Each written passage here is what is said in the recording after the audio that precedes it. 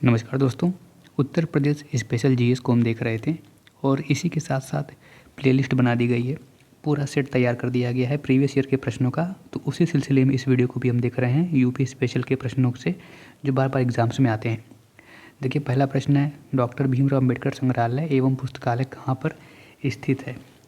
तो याद रखिएगा, ये रामपुर ज़िले में पड़ता है। ऑप्शन ए इसका सही उत्तर हो जाएगा। 2004 में इसकी स्थापना हुई थी। अगला प्रश्न देखिए, वर्ष 2011 की जनगणना के अनुसार महिला साक्षरता दर कितनी है?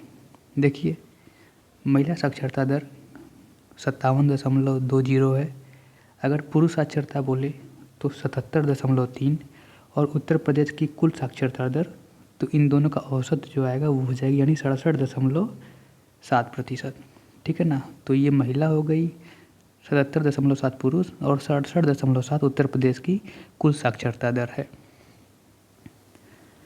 अगला प्रश्न देखिए, किशोरी बालिका योजना वर्ष में कितने दिनों के लिए विद्यालय में उपस्थित न होने वाले लड़कियों को संतुलित आहार प्रदान करने की पेशकश करती है?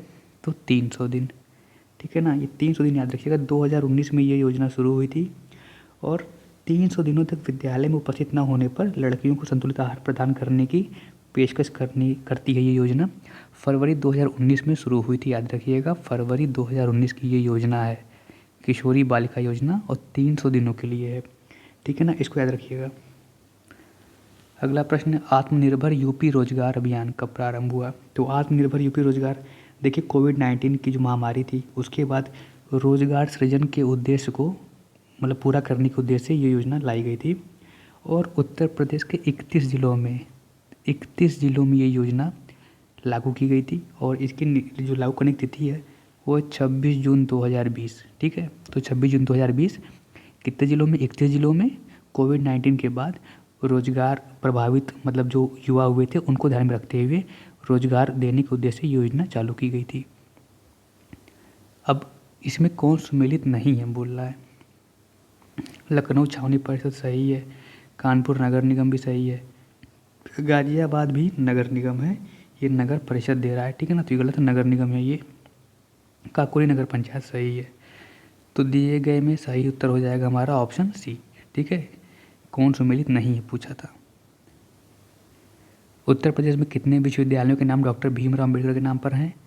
देखिए, 2 विश्वविद्यालय हैं जो डॉक्टर भीमराव अम्बेडकर के नाम पे हैं। एक आपका पड़ जाता है लखनऊ में और एक है आगरा में। जो लखनऊ वाला है डॉक्टर भीमराव अम्बेडकर पे, वो केंद्रीय विश्वविद्यालय है। तो लखनऊ में है और आगरा में है। ठीक है ना, तो याद रखिएगा। अब देखिए, उत्तर प्रदेश और उत्तराखंड राज्यों के निम्नलिखित जनजातियों में से किसमें युवा गृह मतलब युवा घर में रहते हैं प्रथा प्रचलित है? तो इसका आंसर हो जाएगा हमारा, अब देखिए, पहले ही है कि वो उत्तर प्रदेश और उत्तराखंड दोनों में पाई जाती है। तो जाहिर सी बात है यहाँ पर कुछ जनजातियाँ अपने आप हट जाएंगी और ये हो जाएगा हमारा भोटिया। ठीक है ना, भोटिया जनजाति, इसमें युवा गृह प्रथा प्रचलित है। अगला प्रश्न, कौन सम्मिलित नहीं है? अमीर खुसरो एटा में जन्म हुआ था, मिर्जा गालिब आगरा, जोश मलिहाबाद, जिगर मुरादाबादी नाम से ही पता चल जा रहा है। देखिए, फिराक गोरखपुरी थे और जिगर मुरादाबादी। तो जिगर मुरादाबादी बहुत महत्वपूर्ण नाम है।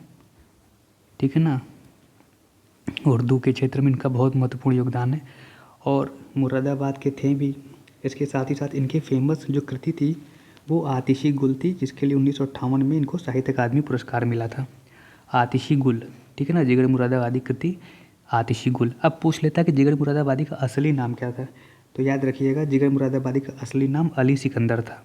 ठीक है ना, अली सिकंदर। जैसे फिराक गोरखपुरी, तो फिराक गोरखपुरी का नाम रघुपति सहाय था। तो ऐसे प्रश्न आ जाते हैं। अब रामनगर बनारस में रामलीला का मंचन कितने दिन होता है? ठीक है ना, रामनगर बनारस में पड़ता है, वाराणसी जिसका नाम है। तो ये कितने दिनों तक इसका मंचन होता है, ये प्रश्न पूछा जा रहा है। याद रखिएगा, 31 दिन तक। ठीक है ना, जो काशी नरेश हैं उनकी द्वारा ये प्रायोजित होता है और 31 दिन तक रामलीला का मंचन यहाँ पर होता है। प्रसिद्ध सूफी संत शेख सलीम चिश्ती की दरगाह उत्तर प्रदेश के किस जगह पर है? तो फतेहपुर सीकरी, आगरा के पास फतेहपुर सीकरी पड़ता है वहीं पर इनकी दरगाह है। तो ऑप्शन सी सही हो जाएगा। और फतेहपुर सीकरी की जो अन्य महत्वपूर्ण इमारतें अगर कहे तो पंचमहल, बुलंद दरवाज़ा, ये सब प्रसिद्ध इमारतें हैं, अकबर द्वारा बनाई गई थी। अब देखिए, जो शेख सलीम चिश्ती थे अजमेर के ख्वाजा मोइनुद्दीन चिश्ती के पोते थे, पौत्र थे। और सूफ़ी संत शेख सलीम चिश्ती की दरगाह उत्तर प्रदेश के फतेहपुर सीकरी यानी आगरा के समीप इसी स्थान पर है। ठीक है। अब देखिए, वर्तमान में उत्तर प्रदेश में भारत के प्राचीनतम 16 महाजनपदों में कितने महाजनपद हैं? पूरे आधे 50% अकेले, यानी 8 जो महाजनपद हैं, जैसे काशी, वत्स, कौशल, मल्ल, चेदी, कुरु, शूरसेन, पांचाल, ये सारे महाजनपद। इसके साथ ही साथ आपको महाजनपदों की राजधानियाँ और वर्तमान में इनका आधुनिक क्षेत्र क्या है वो भी याद रहना चाहिए। ठीक है। यमुना एक्सप्रेसवे है। देखिए, यमुना एक्सप्रेसवे पूछ रहा है कहाँ से कहाँ है, लंबाई भी याद रखिएगा। यमुना एक्सप्रेसवे की लंबाई 165 किलोमीटर है। कितने लेन का है? तो 6 लेन का है। प्रश्न कहीं से भी बन सकते हैं। और कहाँ से कहाँ तक है? तो ग्रेटर नोएडा से आगरा तक है, यानी ऑप्शन बी, ग्रेटर नोएडा से आगरा तक। अगला प्रश्न देखिए, उत्तर प्रदेश में पाए जाने वाले प्रमुख खनिज हैं। तो यहाँ पर देखिए, रॉक फॉस्फेट और डोलोमाइट।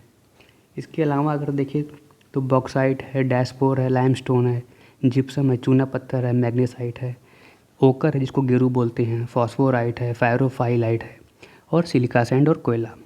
तो उत्तर प्रदेश के ये प्रमुख खनिज हैं। अब यहाँ पर देखिए मिलान करना है, सही उत्तर चुनना है हमें।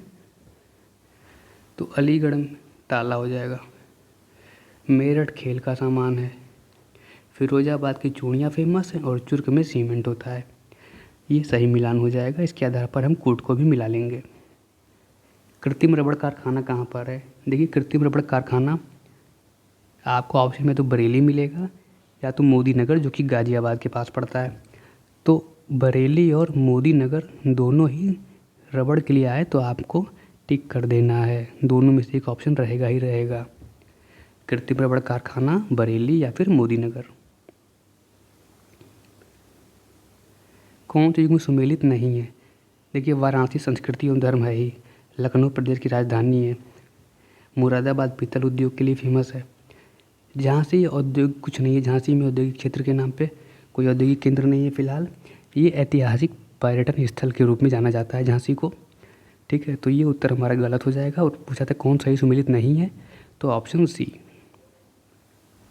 उत्तर प्रदेश में पर्यटन विकास निगम की स्थापना, ध्यान दीजिएगा, उत्तर प्रदेश अगर पर्यटन निदेशालय का गठन पूछे तो 1972, निदेशालय 1972। लेकिन यहाँ पर क्या पूछ रहा है? विकास निगम की स्थापना। ठीक है ना। तो निगम की स्थापना जो हुई थी हमारी 1974, यानी पहले निदेशालय बना और उसके बाद इसके लिए निगम बनाया गया पर्यटन के लिए। अगला प्रश्न देखिए, कौन सी नहर उत्तर प्रदेश में अधिकतम क्षेत्रफल की सिंचाई करती है? शारदा नहर एक तरफा इसका आंसर है, सबसे बड़े क्षेत्रफल में है, सर्वाधिक लंबी नहर उत्तर प्रदेश राज्य की। निकलती कहाँ से है? तो चंपावत के वनवासा से। और चंपावत का जो वनवासा है वो उत्तर प्रदेश, उत्तराखंड और नेपाल सीमा पर है। ठीक है ना। शारदा नदी से निकलती है, इसलिए शारदा नहर कहते भी हैं। और नहर का निर्माण कार्य 1920 में शुरू हुआ था, बन के तैयारी 1928 में हो गई थी, और 8 लाख हेक्टेयर भूमि की सिंचाई करती है। तो इसका उत्तर हो जाएगा शारदा नहर। किस फसल का उत्तर प्रदेश भारत में सर्व प्रमुख उत्पादक है? किस फसल का सर्व प्रमुख उत्पादक है पूछा है, तो गेहूँ। ठीक है ना। अब देखिए, गेहूँ का उत्पादक है, चने में तो एमपी आगे है, और इसी के साथ ही गेहूँ के साथ ही आलू और गन्ने की पैदावार में भी उत्तर प्रदेश सर्वाधिक मात्रा में पैदा करता है, चना एमपी में। ठीक है। निम्नलिखित में से उत्तर प्रदेश में किस फसल चक्र का क्षेत्रफल अधिक है? तो धान और गेहूँ हम जान रहे हैं, हमारी महत्वपूर्ण फसलें यही हैं। धान और गेहूँ का फसल चक्र का क्षेत्रफल सर्वाधिक है उत्तर प्रदेश में। तो ये तमाम प्रश्न थे। अगली वीडियो में अन्य प्रश्नों के साथ मिलेंगे। इसके अलावा आप प्लेलिस्ट में जाके अन्य यूपी के प्रीवियस एमसीक्यूज़ को लगा सकते हैं। धन्यवाद, शुभकामनाएं।